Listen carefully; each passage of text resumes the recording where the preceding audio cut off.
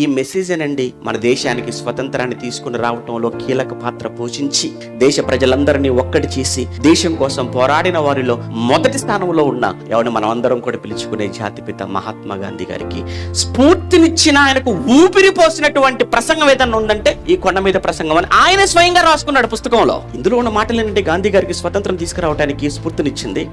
ఏంటి మీ ఆయుధం అని గాంధీ గారిని అడిగితే, నా ఆయుధం అహింస అన్నాడు ఆయన.